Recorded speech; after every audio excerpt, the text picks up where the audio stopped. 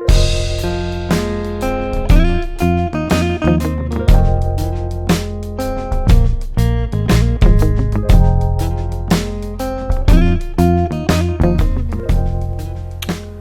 Friends, आज का lecture है हमारा कंपोनेंडो डिविडेंडो पे।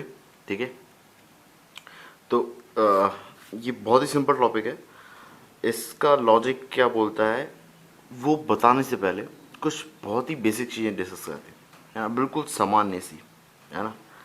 देखिए, अगर मेरा कुछ इस तरीके से लिखा हुआ है 4/3 इक्वल टू 8/6, फिलहाल ये इक्वल दिख रहा है आपको, है ना।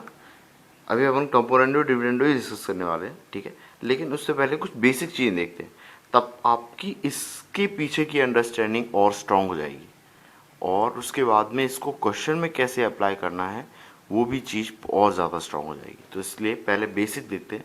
इस चीज़ को स्किप मत करना प्लीज़, अच्छे से आप देखोगे तो आपको पता होगा कि हाँ ठीक है यार, क्वेश्चन में कब लगाते हैं, क्यों लगाते हैं, और कब लगाना है मुझे, हाँ इस तरीके से, है ना। तो 4/3 इक्वल टू 8/6, ये तो आपको पता है, ये सिंपल सा है। इस तरफ का रेशो भी इस तरफ के रेशो के इक्वल है, ठीक है। अब मैं क्या करता हूँ, इसी चीज़ में एक बार +1 करता हूँ, 4/3 +1 और 8/6 +1, बोथ साइड मैंने +1 किया।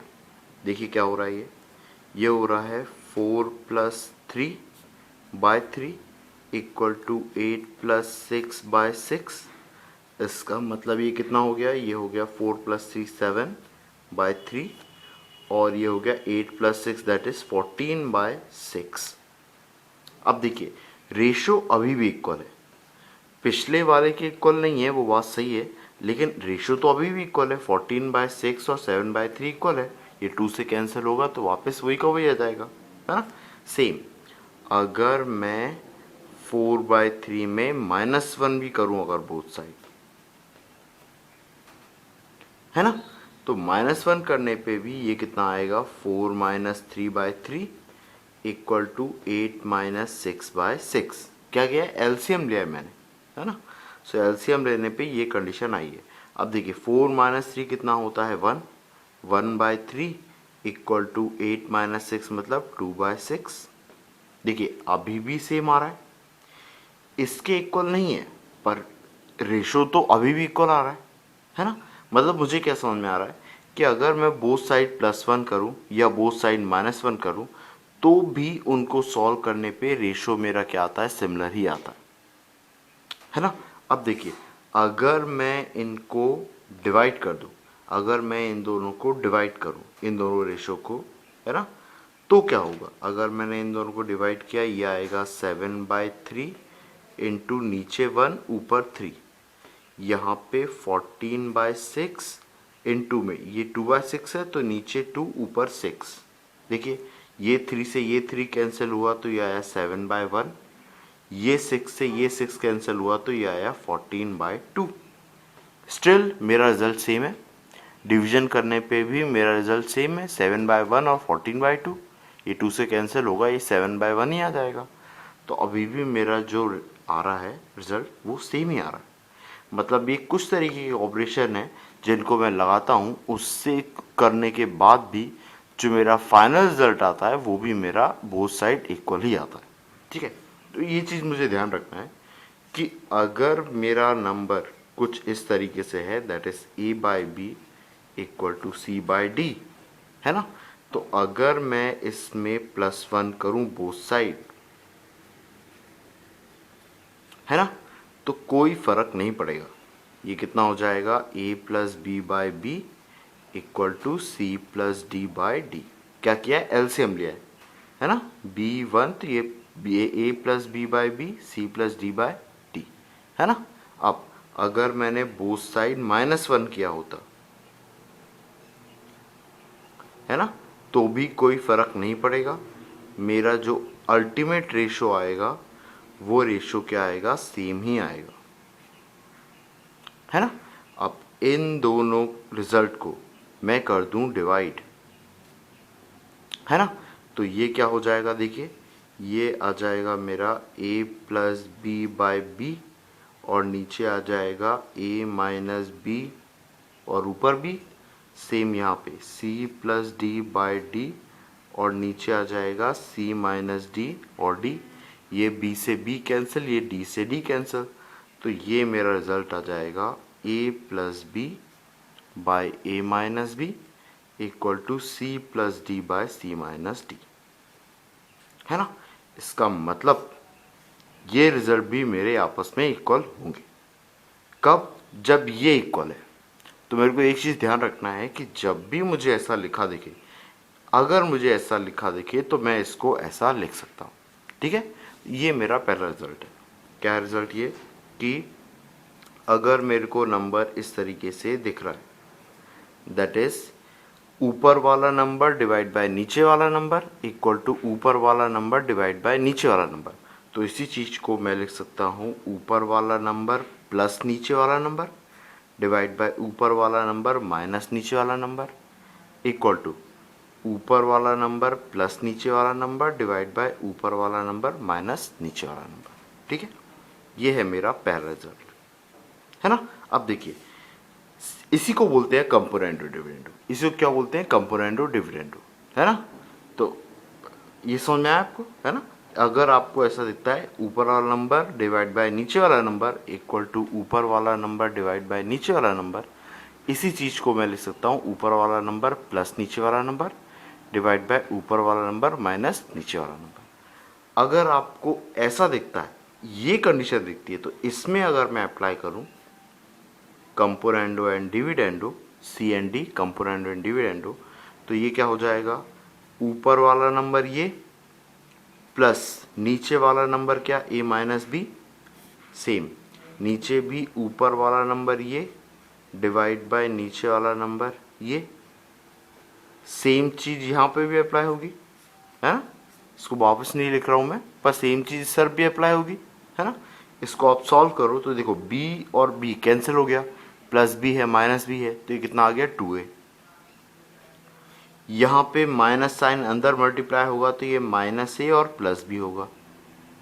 इसका मतलब माइनस ए और ए कैंसिल होगा, b और b ऐड होगा, तो ये आएगा 2b। अब 2a बाई 2b सेम यहाँ पे भी करोगे तो ये भी 2c बाई 2d आ जाएगा, और 2 से 2 कैंसिल करोगे तो कितना आ जाएगा? ab by C D. इसका मतलब कि अगर मैं इसमें कंपोनेंडो डिविडेंडो अप्लाई करता हूँ तो सेम चीज़ क्या बन जाती है? a by B equal to C by D, है ना।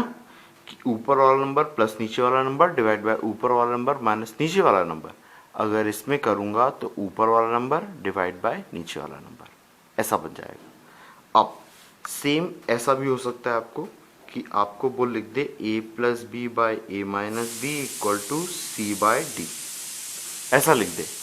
इसमें अगर आप अप्लाई करोगे तो ये वाला जो नंबर है, ये वाला कन्वर्ट हो जाता है 2a बाई 2b में, तो ये आ जाएगा 2a बाई 2b।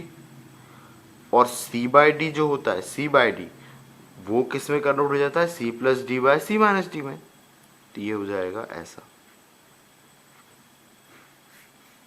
है ना। 2 से आप 2 कैंसिल कर दीजिए, तो आपको क्या समझ में आ रहा है? अगर एक साइड का नंबर ऊपर वाला नंबर प्लस नीचे वाला नंबर डिवाइड बाय ऊपर वाला नंबर माइनस नीचे वाला नंबर है, तो ये हो जाएगा ऊपर वाला नंबर डिवाइड बाय नीचे वाला नंबर, और इसमें अप्लाई होगा तो ये बन जाएगा। आपको ये चीज़ें ध्यान रखना है इसमें, ठीक है। तो अपन ने क्या क्या देखा?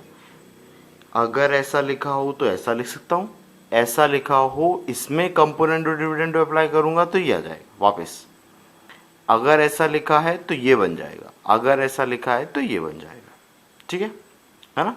ये चीज़ें आपको थोड़ी सी ध्यान में रखना है, ठीक है। इसके बाद कुछ छोटी मोटी चीज़ें हैं और वो आपको पता होना चाहिए। मतलब अब ये तो मुझे समझ में आ गया कि कंपोनेंडो डिविडेंडो है क्या। अब इसकी ज़रूरत क्यों पड़ी? इसकी ज़रूरत क्यों पड़ी? बहुत सी बात है। अगर आपको कोई भी कैलकुलेशन इजी करना है ना, ये वाला रिजल्ट, सॉरी ये वाला रिजल्ट ये नहीं है, यह रिजल्ट आपका ये वाला है ना, ये वाला ही। तो जब भी आपको ऐसा करना पड़ता है, इसका पर्पस क्या होता है? कैलकुलेशन इजी करना, बस और कुछ नहीं। तो आपका मेन पर्पस है टू मेक कैलकुलेशन इजी, और आप बोल सकते हो फास्ट। ये अपना पर्पस है ना, मोटिव, कि भाई कैलकुलेशन वन को फास्ट करना है, इजी करना है, तो मैं स्टेप स्किप्स करना चाहता हूँ, फटाफट रिजल्ट मेरा आ जाएगा यहाँ से। ठीक है, अब कुछ प्री डिफाइंड स्टेप्स हैं, मैं उनको पहले एक बार देख लूँ तो मेरे को ये याद रहेगा क्वेश्चन के टाइम पे कि अच्छा क्वेश्चन में ये स्टेप आ रही हैं, मतलब डेफिनेटली कंपोनेंडो डिविडेंडो अप्लाई हो रहा होगा, है ना। तो देखते हैं आपको और क्या चीज़ें पता होना चाहिए कंपोनेंडो डिविडेंडो के साथ में। एक तो ये चीज़ आपको पता ही है कि a प्लस बी का होल स्क्वायर होता है A square plus B square plus 2ab, और एक होता है A square A minus B का होल स्क्वायर, वो कितना होता है ऐसा -2ab, है ना। अब अगर मैं इन दोनों को ऐड करूं तो ये कितना आ जाएगा, अगर इन दोनों को मैंने ऐड किया तो आप देखिए ऐड करने पे ये दोनों टर्म ऐड हो जाएंगी, ए स्क्वायर बी स्क्वायर, लेकिन 2ab कैंसिल हो जाएंगी, तो आपको क्या मिल जाएगा 2 टाइम्स ए स्क्वायर प्लस बी स्क्वायर, है ना। अगर आप इन्हीं को सब्ट्रैक्ट कर दोगे, है ना, तो आपको क्या मिल जाएगा, इस बार अगर आपने सब्ट्रैक्ट किया तो ये क्या हो जाएगा, ये और ये कैंसिल हो जाएंगी, ये और ये ऐड हो जाएंगे, तो ये कितना आ जाएगा 4ab। समझ में आई चीज़, है ना। इसका मतलब ये होती हैं आपकी प्री डिफाइंड स्टेप्स, ये आपको ध्यान रखना है ना। अगर आपको ये कुछ रिजल्ट्स पता हैं पहले से, तो ऐसा होगा कि क्वेश्चन सॉल्व करते टाइम पे आपको अलग से कैलकुलेशन नहीं लिखना पड़ेगा, आपको पता होगा इसमें अप्लाई करने पे ये चीज़ें दिखती हैं। ठीक है, तो अभी ये कंपोनेंट डिविडेंड अप्लाई नहीं किया है, पर मैं आपको बता रहा हूँ कि इनका सम और इनका डिफरेंस ये रिजल्ट देता है। मतलब आपको अगर ऐसा कभी कैलकुलेट करना पड़े तो आप फटाफट सोच सकते हो कि आंसर ये आ रहा होगा। ठीक है, अब देखो अगर आपको कहीं भी क्वेश्चन में ऐसा कुछ दिख जाता है a प्लस बी का square divide by C plus D का square equal to C by D, है ना, तो आप सोचिए अगर मैं इसमें कंपोनेंडो डिविडेंडो अप्लाई करूं, इसमें क्या अप्लाई करूं, कंपोनेंडो एंड डिविडेंडो, तो मेरे को क्या मिल रहा होगा, इन दोनों का सम, ऊपर वाला नंबर प्लस नीचे वाला नंबर डिवाइड बाय ऊपर वाला नंबर माइनस नीचे वाला नंबर, मुझे ऐसा कुछ मिल रहा होगा, है ना। और इस तरफ क्या मिल रहा होगा, c plus D by C minus D, है ना।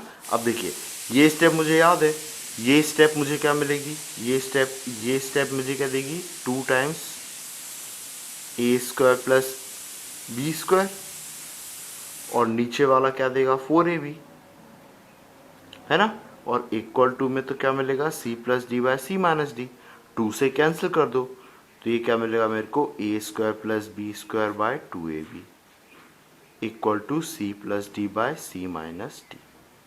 तो देखिए अगर आपको ये चीज़ें याद रह गई तो आपको पता होगा कि क्वेश्चन में अगर ऐसा कुछ गिवन है, ये गिवन है, तो आपको जो फाइनल आंसर मिलता है वो ये मिलता है। तो आप इतने कैलकुलेशन से बच गए, आपको फटाफट याद आ जाएगा, इसके बाद आप ये लिख सकते हो। ठीक है, इतना समझ में आया, है ना। तो इसके बाद आप एक और अपन प्री डिफाइंड स्टेप देखते हैं कि मान लीजिए आपको ऐसा कुछ लिखा है a plus B by A minus B, मेरे ख्याल से हमको पेज पलटा लेना चाहिए। ठीक है, देखो यहाँ पे लिखते हैं, नए पेज से चालू करते हैं। सो मेरे को अगर ऐसा कुछ लिखा है कि a plus B by A minus B equal to C plus D by C minus D का रूट। अब अगर मैंने अभी कंपोनेंडो डिविडेंडो लगा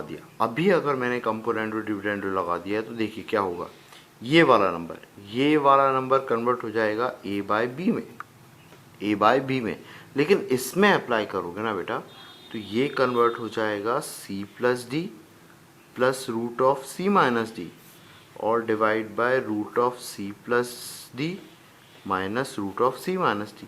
तो स्टिल कॉम्प्लिकेटेड हो गया, ये क्या हो गया, कॉम्प्लिकेटेड, है ना।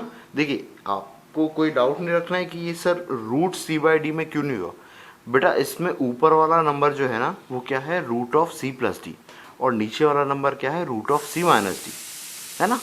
तो आप ऐसा करोगे तो ऊपर वाला नंबर प्लस नीचे वाला नंबर डिवाइड बाय ऊपर वाला नंबर माइनस नीचे वाला नंबर। तो ये तो और कॉम्प्लिकेट हो गया, तो यहाँ पे अप्लाई नहीं करोगे।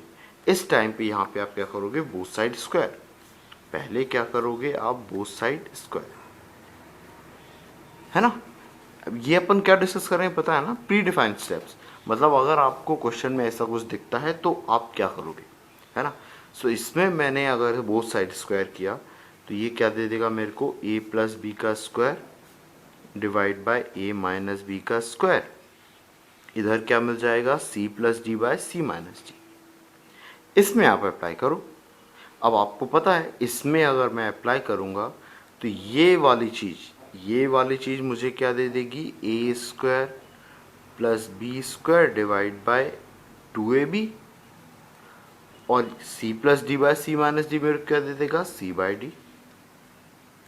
तो देखिए इससे मैंने ये स्टेप कर लिया कितनी जल्दी, है ना। तो ये होती है प्री डिफाइंड स्टेप्स। ये कब आएंगे आपको, जब आप घर पे थोड़ा सा प्रैक्टिस करोगे। मतलब सिर्फ क्वेश्चन सॉल्व नहीं करना है, आपको देखना है कि मेरे पास में क्वेश्चन किस तरीके से आ सकता है ना। ये सोचने का तरीका है ना, कि मैं ऐसा ऐसा करूँगा तो ऐसा ऐसा हो सकता है, ठीक है ना। तो मैं मतलब इस तरीके के स्टेप्स ले सकता हूँ, है ना। और इससे मैं ये डायरेक्ट लिखूँगा तो बीच का कैलकुलेशन खत्म हो गया, तो इससे मेरी स्पीड बढ़ जाएगी, है ना। अब देखिए सेम अगर आपको ये ऐसा लिखा जाए, a by B equal to root of C plus D plus root of C minus D divide by root of C plus D minus root of C minus D. अब देखिए सिंपल सा दिख रहा है, अगर आपको समझ में आ रहा हो कि इसमें कंपोनेंडो डिविडेंडो डेफिनेटली लगेगा, है ना। ये क्या लिखा है, ऊपर वाला नंबर प्लस नीचे वाला नंबर डिवाइड बाय ऊपर वाला नंबर माइनस नीचे वाला नंबर। अगर मैंने इसमें कंपोनेंडो डिविडेंडो लगाया तो ये क्या दे देगा मेरे को, a plus B by A minus B. इस तरफ a बाई बी है तो ये ऊपर वाला नंबर प्लस नीचे वाला नंबर, ऊपर वाला नंबर माइनस नीचे वाला नंबर। इसका मतलब कि ऊपर वाला नंबर डिवाइड बाय नीचे वाला नंबर। बोथ साइड स्क्वायर किया तो ये कितना दे देगा मेरे को, a प्लस बी का square divide by a minus B का square equal to c plus D by C minus D. इसमें मैंने अप्लाई किया तो ये दे देगा मेरे को a square plus B square by 2ab equal to c by D. तो आप सोचिए कि ये वाली स्टेप मुझे क्वेश्चन में मिली और इससे मैं अगली स्टेप ये लिख सकता हूँ। ये एक तरीके से जादू ही है, आपने बीच की सारी स्टेप्स इतना बड़ा कैलकुलेशन छोटा कर दिया और सिर्फ आपके दिमाग में ये स्टेप आ गए। तो ऐसे करके आप काफ़ी स्टेप्स कम कर सकते हो, अपनी स्पीड बहुत तेज़ कर सकते हो, है ना। आप आपके आंसर पे विद इन 2 और 3 स्टेप में पहुंच सकते हो। और जो क्वेश्चन आपको 5 मिनट 6 मिनट दे रहा होगा कैलकुलेशन के लिए, आपकी फास्ट स्पीड होने के बावजूद भी उसको आप 30 सेकेंड पे पहुंच सकते हो। देखो अगर आपको ये प्री डिफाइंड स्टेप्स पता है, पहले से ये प्री डिफाइंड स्टेप्स पता है, तो आप इससे इस पे आप विद इन 30 सेकेंड पहुंच सकते हो। फिर इसके बाद सॉल्व कर लो, ठीक है। तो ऐसे आप स्पीड अपनी बढ़ा सकते हो, ऐसे आप कंपटीशन के लायक बन सकते हो, ठीक है। तो आप लोग प्लीज़ नोट्स बनाइए, प्रॉपर नोट्स बनाइए कि इसको करने के तरीके ऐसे हैं और इनको रिवाइज कीजिए और इनमें मैनिपुलेशन कीजिए। इनमें आप किस तरीके से मैनिपुलेट कर सकते हो और रिजल्ट्स, है ना। तो आपको खुद आइडिया होगा, आप थोड़ा बहुत और इसको देखोगे कि हाँ यार मैं ऐसा भी कर सकता हूँ, ऐसा भी कर सकता हूँ। ये चीज़ें मुझे जब भी क्वेश्चन में दिखेंगी, है ना, तो मैं अप्लाई करूँगा कंपोनेंडो एंड डिविडेंडो, ठीक है। तो ये था मेरा थ्योरी पार्ट, है ना। और इस पे नेक्स्ट लेक्चर में हम लोग प्रॉब्लम्स करेंगे अच्छे से। प्लीज़ थ्योरी पार्ट को अच्छे से लिखना, है ना। नोट्स बहुत इंपॉर्टेंट है, अगर आप चीज़ों को नोट नहीं कर पा रहे हो, डेफिनेटली आप 1 आध महीने 2 महीने याद रख लोगे, पर कहीं ना कहीं ये चीज़ आपके दिमाग से निकलती जाएगी। क्योंकि अभी तो एक चैप्टर है, साल के एंड में यही 10-12 चैप्टर हो जाएंगे। हर चीज़ याद रखना काफ़ी डिफिकल्ट होती है, ठीक है ना। तो आपके पास नोट्स रहेंगे, आप प्रॉपर रिवाइज कर पाओगे। और जनरली ये सारी बुक्स, ये सारी चीज़ें हैं ना, बुक्स में नहीं मिलती, क्योंकि ये तो क्रिएट की है, ये तो एक्सपीरियंस है ना। बार बार मैं सॉल्व कर रहा हूँ, या मैं किसी क्वेश्चन को देख रहा हूँ, 17 क्वेश्चन देख रहा हूँ और क्वेश्चन को देख देख के मैं कुछ चीज़ें ये करूँ कि नहीं यार ये चीज़ें इंपॉर्टेंट है, ये चीज़ें जनरली क्वेश्चंस में आती हैं, रिलेट होती हैं, तो मैं इनकी प्री डिफाइंड स्टेप्स बना लेता हूँ और मेरे को पता होता है कि यार इसके बाद ये आ रहा होगा, इसके बाद ये आ रहा होगा, तो यही मेथड अप्लाई हो रही होगी इसमें, है ना। ये थोड़ा सा एक्सपीरियंस है, ये मतलब काम देता है, तो इसलिए आपको कैसे आएगा जब आपके पास भी नोट्स होंगे, ठीक है, प्रॉपर, ठीक है। तो ठीक है, ओके, नेक्स्ट लेक्चर में देखते हैं इसके क्वेश्चंस, है ना। प्लीज़ इसको अच्छे से रिवाइज कीजिए, है ना, ये काम आएगा आपको, है ना, ठीक है।